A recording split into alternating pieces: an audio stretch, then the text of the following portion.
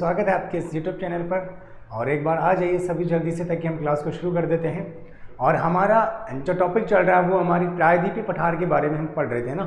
और प्रायद्वीपीय पठार में हमने एक तो सबसे पहले ही पर्वत श्रृंखला के बारे में पढ़ा है। देखो एक बार सब आ जाते हैं तब तक मैं थोड़ा सा रिवाइज करवा देता हूँ, ताकि आपको पता चले कि हमने क्या क्या पढ़ा। ठीक है, तो जैसे मैंने आपको पढ़ाया होगा प्रायद्वीपीय पठार में सबसे पहले पर्वत श्रृंखला के बारे में। सभी को राम राम। अनीता जी नमस्कार, मनोज शर्मा भरतपुर से, लोहागढ़ से राम राम, सुनील स्वामी नमस्ते, पुनी नमस्कार, सचिन नमस्कार, नवदीप जी नमस्कार आपको भी, योगेंद्र चौधरी नमस्कार, चलो संगीता धानका नमस्कार, आर्मी खुशी नमस्कार। चलो अब शुरू कर देते हैं हम। देखो मैंने आपको सबसे पहले तो पर्वत श्रृंखला के बारे में बात की है। सबसे पहले कौन सी, जैसे हमने बात की जैसे विंध्याचल पर्वतमाला, हमने बात की सतपुड़ा के बारे में। ठीक है, फिर उसके बाद में हमने पठार की बात की, जैसे मालवा का पठार है ना, बुंदेलखंड का पठार है, बघेलखंड का पठार है, छोटा नागपुर का पठार है, मेघालय का पठार है, और उसके बाद में दक्कन के पठार है, और दंडकारणी पठार के बारे में आज जो हम पढ़ेंगे। आज हमारी नई हेडिंग जो होगी दोस्तों वो होगी पश्चिमी घाट। लिखो, आज जो हमारी हेडिंग होगी वो होगी पश्चिमी घाट। आप कहोगे सर पश्चिमी घाट क्या है? अरे ये भी एक पर्वत श्रृंखला ही है, पश्चिमी घाट। ठीक है, इसकी लंबाई कितनी है? जैसे हम बात करते हैं इसकी लंबाई के बारे में, तो ये आपकी 1600 किलोमीटर में फैली हुई है।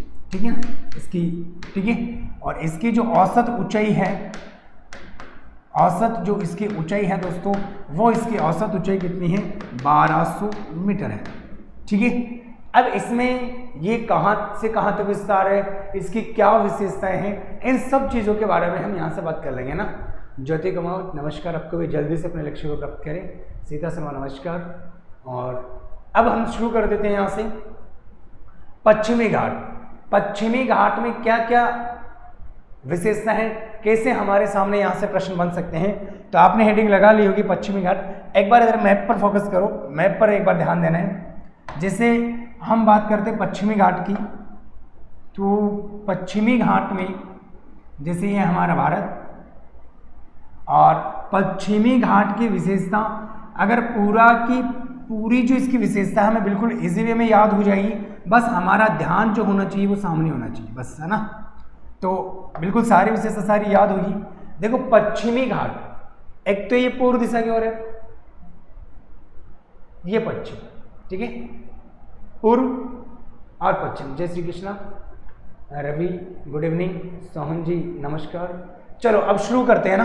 देखो यहां से पश्चिमी घाट का जो विस्तार है, इसकी क्या क्या विशेषता, एक बार ध्यान से देखो कि जो पश्चिमी घाट है वो इस तरीके से फैला हुआ है, ऐसे ऐसे फैला हुआ है, इस तरीके से पश्चिमी घाट फैला हुआ है, इस तरीके से ना। तो यानी मैं अगर यहां पर बात करूं कि ये इधर एक नदी बहती है, उस नदी का नाम है ताप्ती नदी। क्या नाम है? ताप्ती नदी यहां से प्रवाहित होती है, और इसका जो विस्तार है वो यहां पर दक्षिणी बिंदु है, और दक्षिणी बिंदु का नाम है कन्याकुमारी। और आपको पता है कि कन्याकुमारी तमिलनाडु में है। पश्चिमी घाट का विस्तार, पश्चिमी घाट का विस्तार ताप्ती नदी से लेकर कन्याकुमारी तक है। क्लियर है? दूसरी विशेषता इसकी क्या है कि आपको पता है कि ये तो इसका उत्तर वाला भाग है, ये इसका पूर्व वाला भाग है, ये इसका पश्चिम वाला भाग है, और ये इसका दक्षिण वाला भाग है। किसका? पश्चिमी घाट का। तो देखो बात कैसी है यहाँ पर, बात कैसी है, बात यहाँ पर ऐसी है कि इस पश्चिमी घाट जो हम पढ़ रहे हैं, ये पश्चिमी घाट जो हम पढ़ रहे हैं, इस पश्चिमी घाट का उत्तर वाला भाग, ये उत्तर वाला भाग है, और एक दक्षिण वाला भाग। तो उत्तर वाला भाग अधिक चौड़ा है, सॉरी उत्तर वाला भाग कम चौड़ा है, जबकि दक्षिण वाला भाग अधिक चौड़ा है। ठीक है, पहली विशेषता तो इसकी क्या है, पल्ले पढ़ रही ना, मैं क्या बोल रहा हूं समझ में तो आ रहा ना। देखो इस डायग्राम पर फोकस करना है, सारी चीजें समझ में आएगी। ठीक है, ताप्ती नदी से लेकर कन्याकुमारी तक पश्चिमी घाट का विस्तार है, पहली बात। दूसरी बात, इसको देखना है, ये आपकी जो नजरें है ना, ये नजरें मैप पर होनी चाहिए, तो सारी की सारी चीजें याद हो जाएगी। अब जैसे मैं यहां से बात कर रहा हूं कि इसका उत्तर वाला भाग कम चौड़ा है जबकि दक्षिण वाला भाग अधिक चौड़ा है। दो बात तो यहां से कंप्लीट हुई। तीसरी बात यहां से क्या है, तीसरी बात हमारे यहां से ये है कि देखो इधर से अरब सागर की पवनें आती है, ठीक है, अरब सागर की पवनें ऐसे आती है। ये पवन कौन सी है, अरब सागर की, ठीक है, अरब सागर की पवन। तो तीसरी बात हमारी यहां पर क्या होगी, क्योंकि पहली तो ताप्ती नदी से, दूसरा उत्तर वाला भाग कम चौड़ा है और जबकि दक्षिण वाला भाग अधिक चौड़ा है। अरब सागर की जो पवनें आती है ना, वो इस जगह पर वर्षा करती है, इस वाले भाग पर, इस वाले भाग पर अधिक वर्षा करती है। तो मैं कह सकता हूं कि ये पश्चिमी घाट जो है, इसका ये पश्चिमी भाग है और इस पश्चिमी घाट का ये भाग पूर्व है। तो पश्चिमी घाट के पश्चिमी भाग पर अधिक वर्षा होती है ना, पश्चिमी भाग, पश्चिम, पश्चिम और पूर्व अधिक वर्षा, अधिक वर्षा, इसमें कम वर्षा। कैसे, जैसे पवन आएगी, आपको पता है भारत में जो वर्षा है ना वो पर्वतकृत वर्षा है। कौन सी वर्षा है, पर्वतकृत वर्षा। इसका मतलब क्या होता है, इसका मतलब होता है कि जब तक पवने किसी पर्वत से नहीं टकराएगी या किसी पर्वतमाला से नहीं टकराएगी तब तक वर्षा नहीं करेगी। तो अगर हम यहां से बात करते हैं कि इस पश्चिमी घाट के पश्चिमी भाग पर सर्वाधिक वर्षा होती है लेकिन पूर्वी भाग पर कम वर्षा होती है, इसलिए हम कहते हैं कि पश्चिमी घाट का पूर्वी भाग वृष्टि छाया प्रदेश में है। किस प्रदेश में, वृष्टि छाया। वृष्टि छाया प्रदेश का मतलब है कि जहां पर वर्षा बहुत कम होती है, ठीक है। बिल्कुल ये डायग्राम आपको ये बता रहा है। तो यहां से 1, 2 और 3 बातें कंप्लीट हो गई है। 4 नंबर की बात क्या है, 4 नंबर पे ये है कि जाहिर सी बात है कि जहां पर वर्षा ज्यादा होगी तो वहां पर जैव विविधता, वहां पर जैव विविधता, वहां पर जैव विविधता भी ज्यादा होगी। अब जैव विविधता क्या होता है, जैव विविधता का मतलब एक ऐसा क्षेत्र जहां पर पेड़ पौधे, जहां के जीव जंतु, चाहे वो जीव जंतु कोई सा भी हो, पेड़ पौधे कोई भी हो, तो वो जैव विविधता में आता है। तो अब आपसे मैं प्रश्न कर रहा हूं कि अगर जहां सर्वाधिक वर्षा होगी, जहां पर सर्वाधिक वर्षा होगी तो वहां जैव विविधता भी सर्वाधिक होगी। तो इस पश्चिमी घाट के पश्चिमी भाग में जैव विविधता ज्यादा होगी या पूर्वी भाग में ज्यादा होगी। एक बार फिर से 2 मिनट में 4 बातों को रिवाइज कर लेते हैं। पहली बात, इसका विस्तार ताप्ती नदी से लेकर कन्याकुमारी तक है। दूसरी बात, इसका उत्तर वाला भाग कम चौड़ा है, दक्षिण वाला भाग अधिक चौड़ा है, दूसरी बात। तीसरी बात कि पश्चिमी घाट का पश्चिमी भाग अधिक वर्षा प्राप्त करता है जबकि पूर्वी भाग कम वर्षा प्राप्त करता है। कारण क्या है, कारण क्या है, अभी तक जवाब नहीं दिया आपने। मैंने क्या प्रश्न पूछा है, अरे सोहन जी पूर्वी घाट में सर्वाधिक जैव विविधता कैसे होगी। संगीता शर्मा शाबाश, बहुत बढ़िया। पश्चिम, यस। मीना गुजर, पश्चिमी घाट, यस मीना।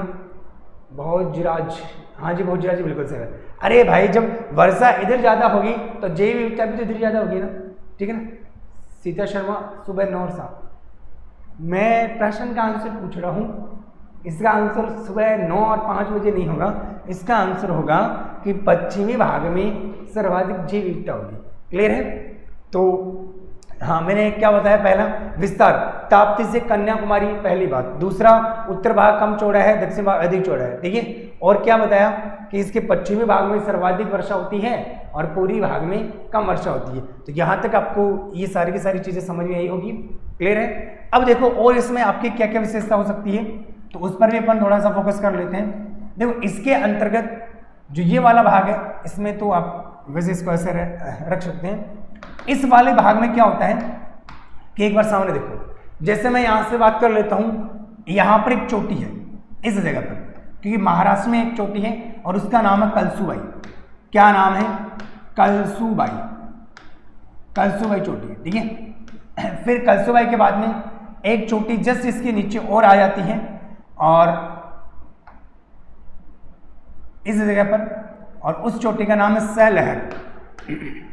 कौन सी चोटी? सहलहर चोटी। फिर जस्ट इसके नीचे एक चोटी और आ जाती है और उस चोटी का नाम है, जो ऊपर की ओर हम बात करते हैं यहां से इस जगह पर, और उस चोटी का नाम है महाबलेश्वर। महाबलेश्वर चोटी। कौन सी चोटी है? महाबलेश्वर चोटी, ठीक है। फिर जैसे हम आगे की ओर बात करते हैं, तो आगे जैसे मैं बात करूं यहां से, एक कर्नाटक के, इस कर्नाटका में यहां पर एक चोटी आती है और उस चोटी का नाम है, और उस चोटी को हम बोलते हैं कुद्रेमुख। क्या नाम है? कुद्रेमुख, ठीक है। फिर इस कुद्रेमुख के पास में एक चोटी और आ जाती है जो भी आपके कर्नाटक में है, उसका नाम है पुष्पगिरी। क्या नाम है? पुष्पगिरी। देखो सबसे पहले चोटी कौन सी है? कलसूबाई। फिर कौन सी बात बताई मैंने? सहलहर चोटी है, महाबलेश्वर है, कुद्रेमुख है, पुष्पगिरी है, और एक चोटी और है जो आपके यहाँ पर है, और उस चोटी का नाम है अनाईमुडी। क्या नाम है उसका? अनाईमुडी चोटी है। और अनाईमुडी चोटी जो है ये प्रायद्वीपीय पठार की सबसे ऊंची चोटी है, जिसकी ऊंचाई आपकी 2695 है, यानी 26-95 मीटर की ऊंचाई है, ठीक है। जैसे हम बात करते हैं कलसूबाई, तो कलसूबाई की जो ऊंचाई होगी वो कितनी होगी? 1646 मीटर होगी, ठीक है। सहलहर की जो ऊंचाई होगी वो कितनी होगी? यानी जो सहलहर चोटी ये महाराष्ट्र में है, 1567 मीटर इसकी ऊंचाई होगी। महाबलेश्वर की ऊंचाई कितनी होगी? 1438 मीटर इसकी ऊंचाई होगी, ठीक है। और कुद्रेमुख की जो ऊंचाई है वो, कुद्रेमुख की ऊंचाई कितनी होगी? अगर मैं कुद्रेमुख की बात करूं तो यहाँ से जो कुद्रेमुख की ऊंचाई होगी वो आपकी 1894 पुष्पगिरी की अगर मैं बात करता हूँ तो इस पुष्पगिरी की जो ऊंचाई होगी वो 1714 मीटर होगी। अब यहाँ से क्या चीज़ सीखने को मिली? अब आप ये सोच रहे हो कि सर इनको एग्जिट ऐसा का ऐसा याद रखना पड़ेगा, कोई ज़रूरी नहीं है, एक आइडिया याद रख सकते हो। जैसे मान लो इसको ऐसे याद करना, कलसूबाई, सहलहर, महाबलेश्वर, कुद्रेमुख, पुष्पगिरी और अनाईमुडी। अनाईमुडी केरला में है। अब देखो यहाँ से कि ये 1600 मीटर है, ये 1500 है, ये 1400 के आसपास है, ये 1800 है, ये 1700 है और ये 2695 है। तो आप मेरे को ये चीज़ बताओ कि ज़्यादा ऊंचाई पर ये वाली चोटी है या ज़्यादा ऊंचाई पर ये वाली चोटी है? जाहिर सी बात है कि ज़्यादा जो ऊंचाई है वो इस चोटी की है। तो मैं क्या कह सकता हूं कि उत्तर से दक्षिण की ओर इसकी ऊंचाई बढ़ती है, उत्तर से दक्षिण की ओर इसकी ऊंचाई बढ़ती है। अब आप ये कहोगे सर 1600, 1500, 1400 ऊंचाई तो घट रही है ना। अरे भाई बात सही है कि ये घट रही है, लेकिन मैं आपको क्या समझाने की कोशिश कर रहा हूं कि ये 1646 मीटर है, लेकिन अनाईमुडी की ऊंचाई कितनी है? 2695, यानी प्रायद्वीपीय पठार की सर पश्चिमी घाट हॉटस्पॉट के अंतर्गत आता है। बिल्कुल आता है मनोज शर्मा, ठीक है। अनाईमुडी चोटी जो है ये ऊंची है, तो इसका मतलब मैं कह सकता हूं कि उत्तर से दक्षिण की ओर इसकी ऊंचाई बढ़ती है, उत्तर से दक्षिण की ओर ऊंचाई बढ़ती है, कारण यहां पर इसकी ऊंचाई होने के कारण। तो ये चीज आपको समझ आई होगी। अब यहां से प्रश्न कैसे आता है? जैसे हो सकता है वो आपको इसमें अवरोही और आरोही क्रम पूछ ले, तो एक बार आप इसका स्क्रीनशॉट ले ले, फिर हम आगे की बात करते हैं। एक बार जल्दी से इसका स्क्रीनशॉट ले। क्या मैं आपको यहां से एक प्रश्न दे सकता हूं? एक प्रश्न पूछ लूं यहां से, क्या उस प्रश्न को सही करोगे?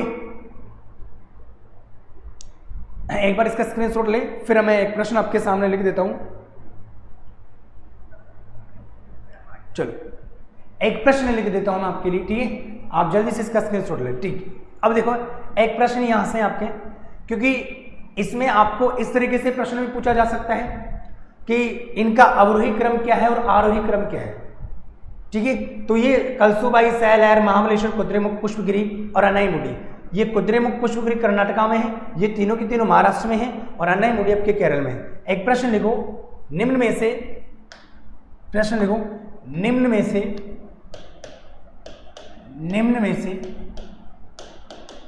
से अवरोही क्रम है।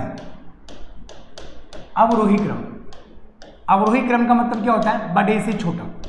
ठीक है, सबसे पहले आपके सामने यहां से लिख देता हूं ऑप्शन ए, अनाईमुडी,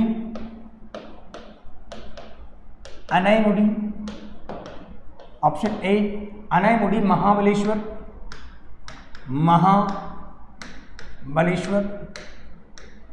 और कलसूबाई, ऑप्शन ए तो ये है। देखिए बी ऑप्शन में क्या है? महाबलेश्वर,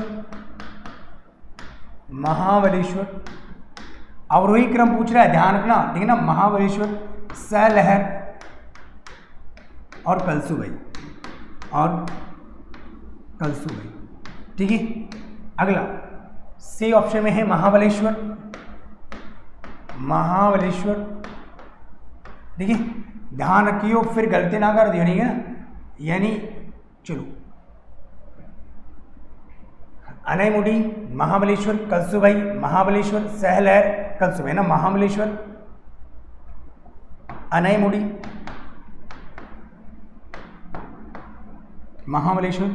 अनाईमुडी, सहलहर। ठीक है, फिर ए पर, डी पर लिखो कुद्रेमुख,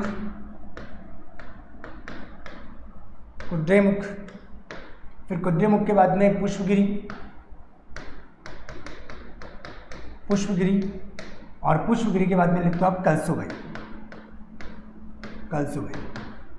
ऐसा प्रश्न पहले आ चुका है। ठीक है, अब देखो यहां से प्रश्न को दे रहा है, निम्न में से अवरोही क्रम है, अनाईमुडी, महाबलेश्वर और कलसूबाई। अवरोही क्रम का मतलब क्या होता है? बड़ी से छोटा, यानी सबसे पहले बड़ी आनी चाहिए।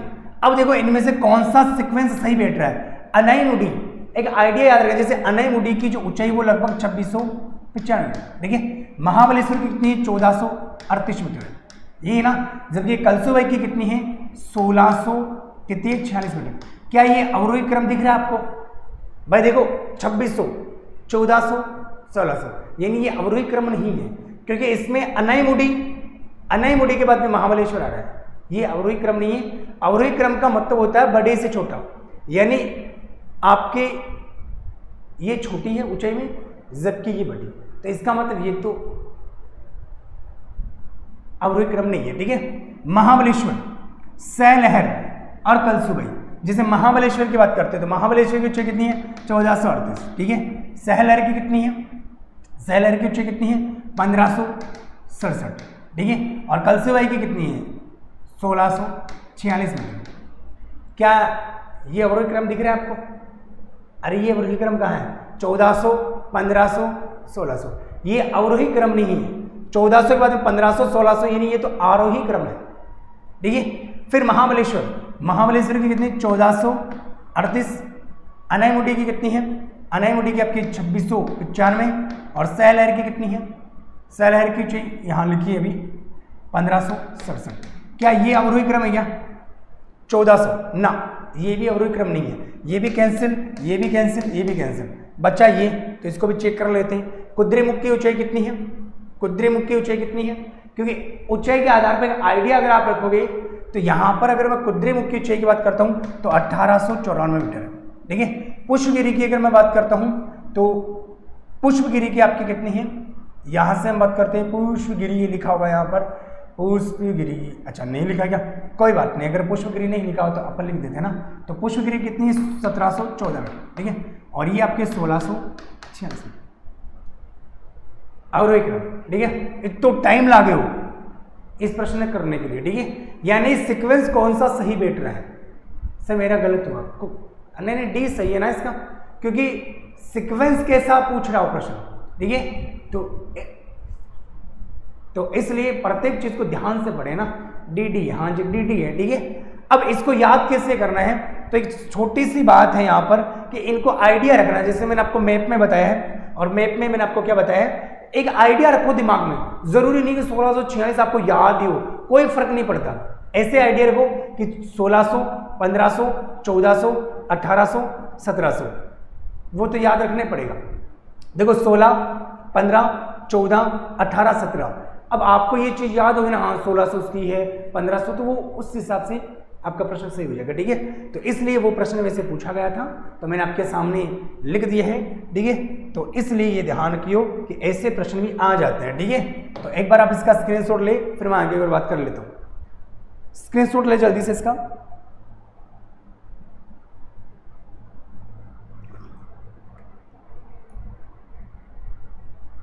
ठीक है, ले लिया होगा। अब मैं लिखवा देता हूँ, तो एक बार इस डायग्राम का भी आप स्क्रीनशॉट ले ले, इस डायग्राम का भी,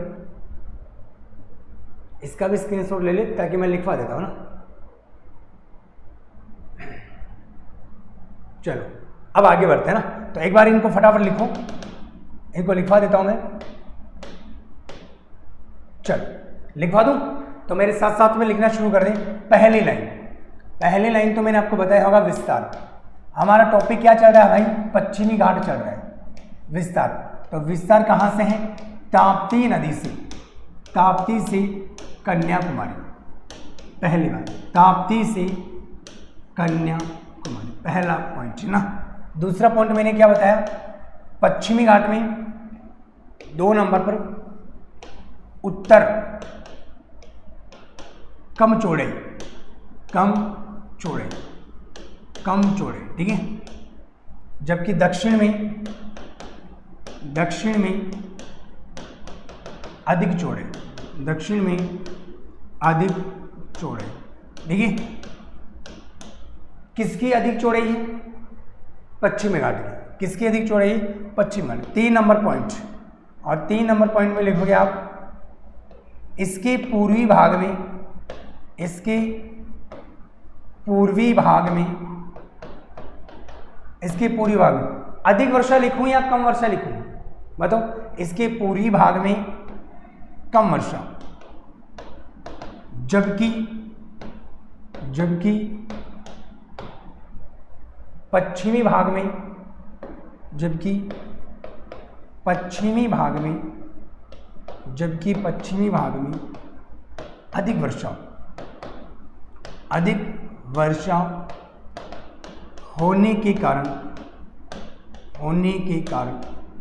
अधिक वर्षा होने के कारण सर्वाधिक जैव विविधता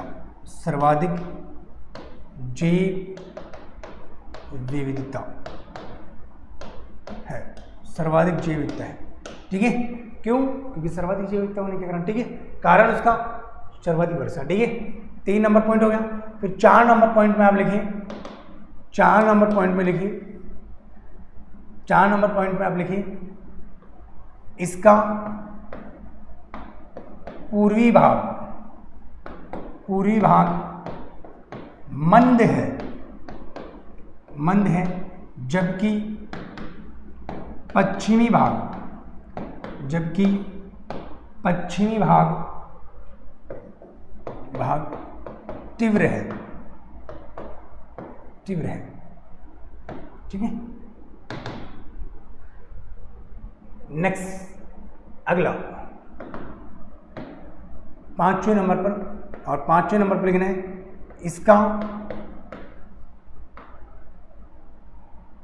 इसकी उत्तर से दक्षिण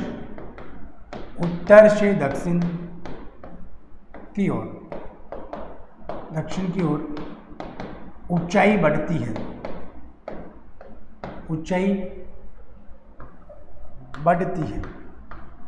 ठीक है। अब क्यों बढ़ती है?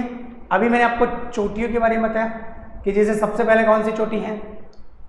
कलसुबाई, फिर सैलहर, महाबलेश्वर, कुद्रेमुख, पुष्पगिरी, और लास्ट में कौन सी बताई थी? अनैमुड़ी बताई थी, ठीक है। तो इस कारण यहाँ पर इसकी ऊंचाई बढ़ती है।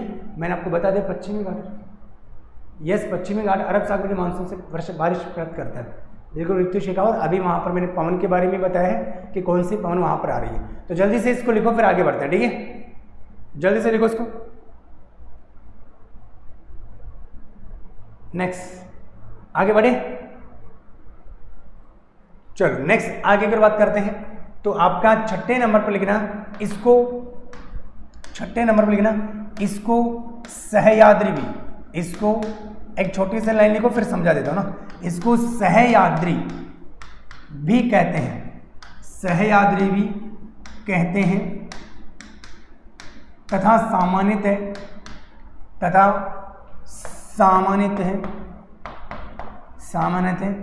3 भागों में विभाजित, 3 भागों में विभाजित। कितने भागों में विभाजित करते हैं? 3 भागों में विभाजित करते हैं, ठीक है, 3 भागों में विभाजित। इसको सहयाद्री भी कहते हैं ना, सहयाद्री भी कहते हैं।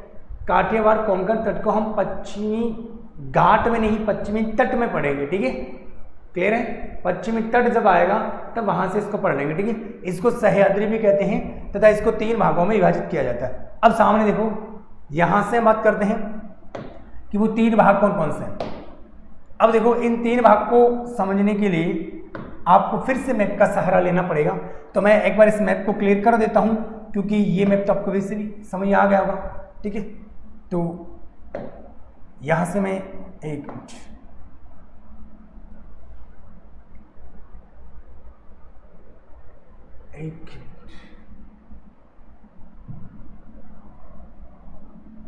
सामने देखो,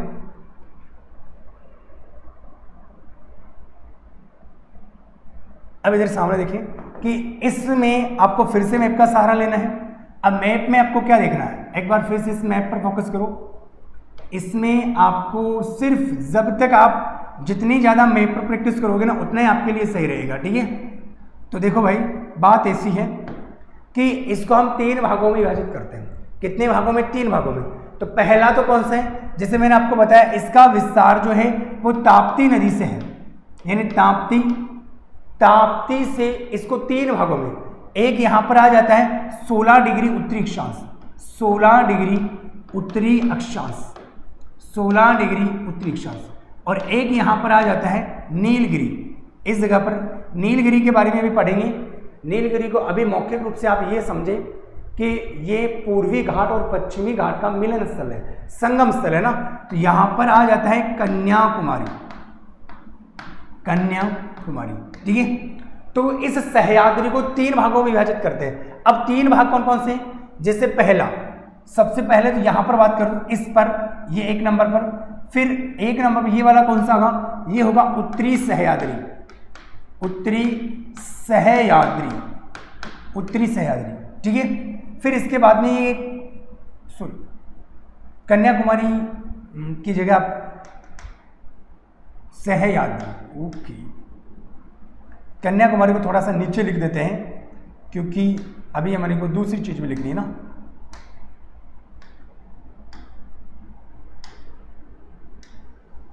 कन्याकुमारी को थोड़ा सा नीचे लिख देते हैं, कन्याकुमारी यहां पर है ना, कन्याकुमारी, ठीक है। और इस जगह पर लिख देते हैं हम, मैंने बोला नीलगिरी था, लिख कन्याकुमारी दिया था, क्या बात। चलो, ये है नीलगिरी, ठीक है, यानी यहां से नीलगिरी के बाद में कन्याकुमारी। तो एक बार देखो, थोड़ा सा फिर से रिवाइज कर देते हैं। इसको 3 भागों में बांटते हैं। ताप्ती नदी से लेकर 16 डिग्री उत्तरी अक्षांश, ताप्ती नदी से लेकर 16 डिग्री उत्तरी अक्षांश तक उत्तरी सह्याद्री है। फिर इसके बाद में ये जो बीच वाला भाग है, यहां से लेकर यहां तक, ये वाला भाग है, इसको बोलते हैं मध्य सह्याद्री, ठीक है। फिर इसके बाद में नीलगिरी से लेकर कन्याकुमारी तक जो है, इसको हम बोलते हैं दक्षिणी सह्याद्री। क्या बोलते हैं? दक्षिणी सह्याद्री बोलते हैं। एक बार यहां से देखें, इनको हम 3 भागों में बांटते हैं। पहला उत्तरी सह्याद्री, मध्य सह्याद्री और दक्षिणी सह्याद्री, यानी ताप्ती नदी से लेकर 16 डिग्री उत्तरी अक्षांश तक कौन सा है? उत्तरी सह्याद्री। फिर 16 डिग्री उत्तरी अक्षांश से नीलगिरी तक कौन सा है? मध्य सह्याद्री। और मध्य सह्याद्री के बाद में दक्षिणी सह्याद्री आता है, जो नीलगिरी से लेकर आपके कन्याकुमारी तक है। अब इनकी विशेषता क्या क्या है? जैसे अभी मैंने आपको बताया होगा, जैसे मैंने बात की है कलसूबाई जो महाराष्ट्र में है, सैलहर जो महाराष्ट्र में है, महाबलेश्वर ये भी महाराष्ट्र में है, कुद्रेमुख और पुष्पगिरी ये आपके कर्नाटका में है। और जबकि अनाईमुडी कहाँ पर है? अनाईमुडी केरल में है। तो अब देखो इसमें हम बात करते हैं कि ताप्ती नदी से लेकर जो ये वाला है, यानी इसमें महाराष्ट्र में इसका मुख्यतः विस्तार है। तो उत्तरी सह्याद्री में एक तो कौन सी आएगी, कलसुबाई, महाबलेश्वर, और आपकी कौन सी है, सैलर, ठीक है। फिर इसके बाद में हम मध्य सह्याद्री की बात करते हैं। तो मध्य सह्याद्री में मैंने अभी 2 चोटियां आपको बताई होगी, और वो 2 चोटियां यहां पर बताई थी, और उन 2 चोटियों का नाम है, एक का नाम कुद्रेमुख है और एक का नाम पुष्पगिरी है। तो वो चोटियां इसके अंतर्गत आ जाएगी, अभी मैं लिखवा दूंगा, ठीक है। लेकिन यहां पर कुछ दर्रे हैं, ठीक है। अब दर्रे कौन कौन से हैं उस पर फोकस कर लेते हैं। दर्रे क्या होता है कि पहाड़ियों के मध्य जो संकीर्ण मार्ग है, पहाड़ियों के मध्य जो संकीर्ण मार्ग है वो दर्रा कहलाता है। जैसे एक यहां से बात करते हैं, जैसे थाल घाट, इस जगह पर यहां पर एक दर्रा है, इस जगह पर एक दर्रा है यहां पर, जिसका नाम है थाल घाट, ठीक है। एक थाल घाट के नीचे यहां पर 1 नंबर लिख देता हूं और इधर 2 नंबर लिख देता हूं। देखो एक तो यहां से हम बात करते हैं थाल घाट, थाल घाट, और एक यहां पर है भोर घाट। कौन सा है, भोर घाट। तो इस जगह पर यहां पर जो है मुंबई, यानी कि मुंबई को इधर यहां पर है नासिक, इधर लिख देता हूं नासिक। मुंबई को जो नासिक से जोड़ता है वो तो है थाल घाट, ठीक है। लेकिन इस मुंबई से इधर पुणे को जो जोड़ेगा, मैं इधर साइड में लिख देता हूं पुणे, इस पुणे को जो जोड़ेगा उसका नाम क्या है, भोर घाट। यानी दोनों के दोनों दर्रे महाराष्ट्र में हैं। और ये जो विशेषता है ये आपकी किसकी विशेषता है, उत्तरी सह्याद्री की विशेषता है, ठीक है। उत्तरी सह्याद्री की विशेषता है, ठीक है।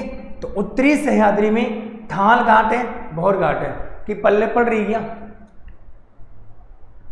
पल्ले पड़ रही है, मैं क्या मैं बड़बड़ाई जा रहा हूं कि थाल घाट से भोर घाट, उत्तरी सह्याद्री, मध्य सह्याद्री, दक्षिणी सह्याद्री, है ना, ऐसे अजीब अजीब से नाम, ठीक है। मुंबई, ठाणे, भोर घाट है। तो समझ में आ रहा था, एक बार लाइक का कमेंट करें ताकि मुझे पता चले, हाँ भाई सभी यही हैं और या ना समझ में भी आ रहे हो, ठीक है। कहीं ऊपर से तो नहीं जा रहा ना। देखो ये सारी की सारी चीज़ें कंसेप्ट पर है, ठीक है। आज थोड़ी सी हमें दिक्कत आएगी, लेकिन अगर हमने आज इसको ढंग से पढ़ लिया ना तो बाद में दिक्कत नहीं आएगी, ठीक है। तो यहाँ से देखो एक तो आपका कौन सा है, थाल घाट और भोर घाट, थाल घाट और भोर घाट। तो थाल घाट भोर घाट उत्तरी सह्याद्री में है, ठीक है। कौन किसको जोड़ता है, तो आपका जो 1 नंबर पर मैंने इधर लिखा है, यहां से 1 नंबर पर ये है आपका थाल घाट जो मुंबई को नासिक से जोड़ता है, एक है मुंबई को पुणे से जोड़ता है, और दोनों के दोनों उत्तरी सह्याद्री में है, ठीक है। तो ये उत्तरी सह्याद्री की विशेषता हो गई। फिर हम बात करते हैं मध्य सह्याद्री। तो अभी मैंने थोड़ी देर पहले बताया था कि मध्य सह्याद्री में 2 चोटी है, एक का नाम कुद्रेमुख है, दूसरे का नाम पुष्पगिरी है, ठीक है। ऊपर से तो मच्छर ही कोनी आ गए, ठीक है संगीता जी। चलो फिर इसके बाद में इधर जो यहाँ पर है, नीचे की ओर बात करते हैं, यहाँ से इधर, यहाँ से हम बात करते हैं। तो यहाँ पर 2 दर्रे इधर भी है, यहाँ पर 2 दर्रे यहाँ पर भी हैं।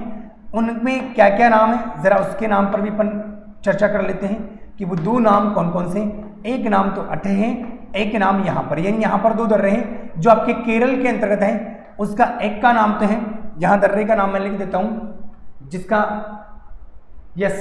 एक का नाम है पाल घाट, पाल घाट।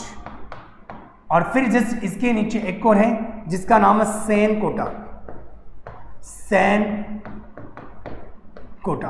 पाल घाट और सैन कोटा दोनों के दोनों केरल में, ठीक है। ये किस किस को जोड़ते हैं, तो जैसे हम बात करते हैं पाल घाट जो जोड़ता है वो आपकी कोच्चि से कोयम्बटूर को जोड़ता है, जबकि सैन कोटा जो है वो तिरुवनंतपुरम को, हाँ जी शाबाश, मदुरै से जोड़ता है। शाबाश, बहुत बढ़िया। तो एक बार आप इसका जल्दी से स्क्रीनशॉट ले, फिर मैं आगे की ओर चर्चा कर लेता हूँ। जल्दी से इसका स्क्रीनशॉट ले।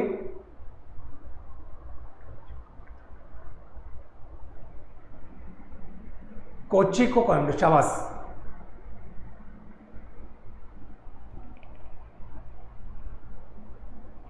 चलो लिखवा दो, फिर इसको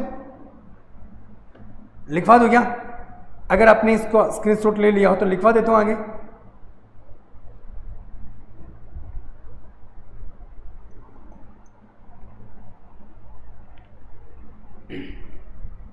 चलो अब आगे की बात कर लेते हैं ना, सीधी सी बात है, एक बार फिर से रिवाइज कर देता हूं। उत्तरी सह्याद्री, मध्य सह्याद्री और दक्षिणी सह्याद्री, तीन चीजें हैं, कोई बड़ी बात नहीं है। जो उत्तरी सह्याद्री है इसमें थाल घाट और भौर घाट है, क्लियर है। फिर इसके बाद मध्य सह्याद्री है, इसमें दो चोटी के नाम याद रखने जो मैं पहले लिखवा चुका हूँ, ठीक है। फिर इसके बाद में हम बात करते हैं यहाँ से, तो आपका पाल घाट और आपका सेन कोटा है, तो ये आपकी दक्षिणी सह्याद्री में। तो फटाफट इसको लिखो, फिर आगे की बात कर लेते हैं, जल्दी से लिखो ना। तो आप लिखो, सबसे पहले हेडिंग डालो उत्तरी सह्याद्री, सबसे पहले उत्तरी सह्याद्री, उत्तरी सह्याद्री, उत्तरी सह्याद्री। और इसका विस्तार लिखे सबसे पहले, ताप्ती से 16 डिग्री उत्तरी अक्षांश, उत्तरी अक्षांश, ठीक है। मुख्यतः इसका विस्तार महाराष्ट्र के अंतर्गत है, ठीक है। और इसमें चोटियाँ, इसमें कौन कौन सी चोटियाँ आएंगी तो आपको पता है, मैं इसके बारे में पहले भी जिक्र कर चुका हूँ। एक तो आपकी कौन सी है, जैसे कलसुबई है, कलसुबई है, ठीक है। दूसरी कौन सी है, सैलहर है, ठीक है। और एक कौन सी, महाबलेश्वर है, महाबलेश्वर, ठीक है, महाबलेश्वर। और ये सारी की सारी कहाँ पर है, महाराष्ट्र में, कहाँ पर है, महाराष्ट्र में, ठीक है। फिर इसके बाद में यहाँ पर एक हम बात करते हैं थाल घाट, ठीक है, थाल घाट। तो ये जो थाल घाट है ये आपका मुंबई प्लस नासिक लिख देना, जैसा कि मैंने डायग्राम में समझाया, मुंबई प्लस नासिक, ठीक है। दूसरा यहाँ से है भौर घाट, थाल घाट, भौर घाट, ये Mumbai plus Pune, Mumbai plus Pune, Mumbai plus Pune. ये भी कहाँ पर है, महाराष्ट्र में है, ये भी कहाँ पर है, थाल घाट और भौर घाट कहाँ पर है, महाराष्ट्र में। फिर नेक्स्ट 2 नंबर पर बात कर लेते हैं, और 2 नंबर पर जो हम बात करेंगे वो मध्य सह्याद्री की बात करेंगे, मध्य सह्याद्री, मध्य सह्याद्री। इसका विस्तार कहाँ से कहाँ तक है, इसका विस्तार है 16 डिग्री उत्तरी अक्षांश से नीलगिरी तक, ठीक है। नीलगिरी का विस्तार 3 राज्यों में। अगर मैं इसके विस्तार की बात करूं, विस्तार राज्य, तो ये इसका विस्तार है गोवा और कर्नाटका में, गोवा और कर्नाटक, ठीक है। आपको पता है जिस महाराष्ट्र से नीचे की ओर आएंगे तो गोवा, कर्नाटक, केरल और तमिलनाडु रहेगा, ठीक है। नेक्स्ट, और इसमें प्रमुख चोटियाँ कौन कौन सी हैं, इसकी जो चोटियाँ हैं, एक तो मैंने आपको लिखवाया होगा कुद्रेमुख, जो डायग्राम में हमने कुद्रेमुख को पढ़ा, और एक कौन सी है, पुष्पगिरी, एक कौन सी है, पुष्पगिरी, ठीक है। फिर नेक्स्ट बात करते हैं आगे 3 नंबर पर, और 3 नंबर पर हम बात करते हैं दक्षिणी सह्याद्री, दक्षिणी सह्याद्री, दक्षिणी सह्याद्री, ठीक है। एक बार इसको फिर से समझ लेते हैं, नहीं इसको एक बार फिर से समझ लेते हैं ना, तो जल्दी से इसके लिखो दक्षिणी सह्याद्री। एक बार इसको फिर से समझ लेते हैं, तो हेडिंग डालो दक्षिणी सह्याद्री। अब देखो दक्षिणी सह्याद्री में क्या क्या है, इधर सामने देखो,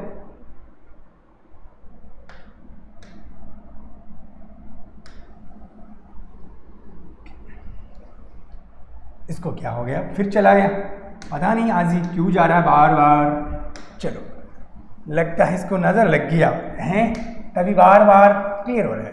चलो नेक्स्ट, एक बार सामने देखो,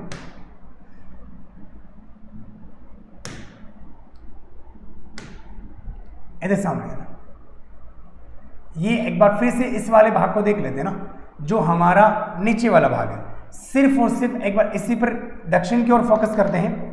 देखो अभी इस वाले भाग पर फोकस करते हैं, ये वाला भाग, इसमें मैं आपको समझा रहा हूं दक्षिणी सह्याद्री वाला। अब दक्षिणी सह्याद्री में एक चीज ये ध्यान रखियो कि इस जगह पर जो है वो यहां पर है एक नीलगिरी, उसका नाम क्या है, नीलगिरी, ठीक है। ये नीलगिरी की पहाड़ियां हैं। नीलगिरी की पहाड़ियां क्या है, जो पूर्वी घाट और पश्चिमी घाट का मिलन स्थल है, ठीक है। फिर इस नीलगिरी की पहाड़ियों के जस्ट नीचे, यहां पर इसके जस्ट नीचे जो है, यहां पर एक पहाड़ी आ जाती है, जिसका नाम है अन्नामलाई की पहाड़ियाँ, अन्नामलाई पहाड़ियाँ। और इन अन्नामलाई की पहाड़ियों के नीचे, जस्ट इस पहाड़ियों के नीचे यहाँ पर भी एक पहाड़ी आ जाती हैं, उन पहाड़ियों को बोलते हैं इलायची की पहाड़ियाँ। क्या बोलते हैं? इलायची की पहाड़ियाँ। ठीक है। अब देखो नीलगिरी की पहाड़ी के नीचे कौन सा है? अन्नामलाई की पहाड़ी। और अन्नामलाई की पहाड़ी के नीचे कौन से है? इलायची की पहाड़ी। अब जैसे कि हम बात करते हैं यहाँ से कि ये वाला जो है, यहाँ पर एक दर्रा है इस जगह पर, और एक दर्रा यहाँ पर है इस जगह पर। ठीक है। इस दर्रे का नाम तो क्या है? इस दर्रे का नाम तो पाल घाट। क्या नाम है? पाल घाट। जैसे अभी ऊपर से पड़ा थाल घाट, भोर घाट, पाल घाट। और जस्ट यहां पर जो दर्रा है इसका नाम है सैन कोटा, सैन कोटा या सैन कोटा। ठीक है। तो मैं क्या कहूंगा अभी कि नीलगिरी और अन्नामलाई की पहाड़ी के बीच में पाल घाट है। ठीक है। जबकि अन्नामलाई और इलायची की पहाड़ी के नीचे सैन कोटा है। समझ में आ गया होगा? नीलगिरी और अन्नामलाई के बीच में पाल घाट, अन्नामलाई और इलायची के बीच में सैन कोटा। जल्दी से इसका स्क्रीनशॉट ले, फिर आगे बढ़े। और अभी अभी जस्ट हमने बताया है, जल्दी से कमेंट करके बताए कि जो पाल घाट दर्रा है ये किस किस को जोड़ता है। अभी मैंने बताया है कि पाल घाट दर्रा किसे किसे जोड़ता है। जल्दी से बताएं कि पाल घाट दर्रा किसे किसे जोड़ता है। हाँ जी, पाल घाट। सर ने लोनावाला का नाम ही नहीं लिया। हाँ जी, सुबह वो लोनावाला जो आपका है, एक मिनट कमेंट आपका निकल गया, जो लोनावाला है वो आपका सबसे पहले कौन सा था? थाल घाट, भोर घाट। जो भोर घाट वाला है वो लोनावाला है ना। ठीक है। भोर घाट है वो लोनावाला से गुजरता है। ठीक है। शाबाश। एक कमेंट जल्दी से आया, मुंबई टू है, सीता शर्मा का सही है। अरे मुंबई टू कहाँ से जोड़ेगा? कार्बन की पहाड़ी भारत की दक्षिण तक पहाड़ियाँ ना, उससे भी नीचे और पहाड़ियाँ हैं रितु। चलो जल्दी से इसका स्क्रीनशॉट ले लिया होगा। अब मैं इसको लिखवा देता हूँ। ठीक है। तो लिखो एक बार इसको ना, आज इसको कंप्लीट कर देते हैं, फिर कल पूर्वी घाट के बारे में पढ़ लेंगे। तो इसके लिखें, लिखो यहाँ पर दक्षिणी सह्याद्री हमारी हेडिंग होगी, दक्षिणी सह्याद्री, दक्षिणी सह्याद्री। दक्षिणी सह्याद्री में सबसे पहले आप लिखोगे क्या? पाल घाट। ये आपका केरल में है, पाल घाट केरल। और ये जो है पाल घाट जो है ये केरल के अंतर्गत किस किस को जोड़ता है? अभी जैसे बताया था कोच्चि को, कोयम्बटूर को, और पहले ही भी बताया था कोच्चि कोयम्बटूर, है ना। कोयम्बटूर कहाँ पर है बताओ जल्दी से? कोयम्बटूर कहाँ पर है? कोच्चि तो कहाँ पर? केरल में। कोयम्बटूर कहाँ पर? ये है सैन कोटा, सैन कोटा। और ये भी कहाँ पर है? केरल में। कहाँ पर है?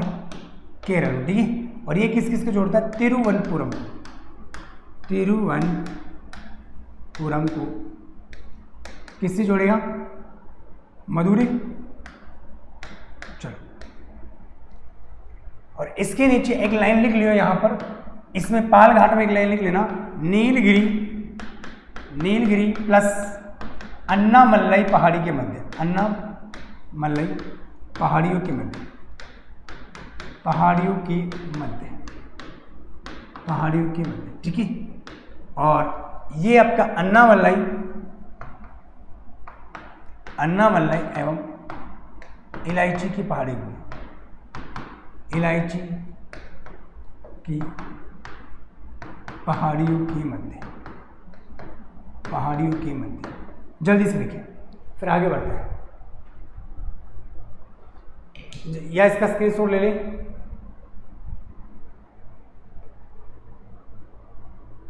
चलो फिर आज के लिए हमारे इतने ही हैं, क्योंकि फिर मिलेंगे कल। ये आप सोचते होंगे कि सर 9 बजे से 10 मिनट पहले ही क्लास छोड़ देते हैं, 10-15 मिनट ज़्यादा लेना चाहिए ना।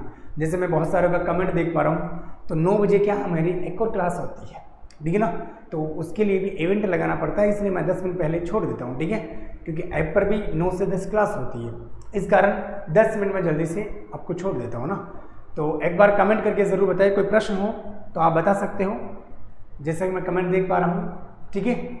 और ये ज़रूर कमेंट करके बताएं कि कितना समझ में आ रहा है, कैसे समझ में आ रहा है।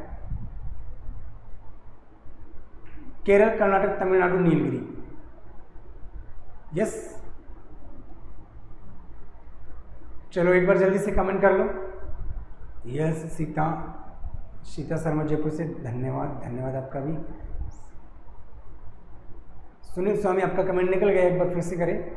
अलका गुर्जर, अच्छा चलो फिर मिलते हैं कल। तो आज के लिए इतना ही है। सभी को जय हिंद, जय भारत।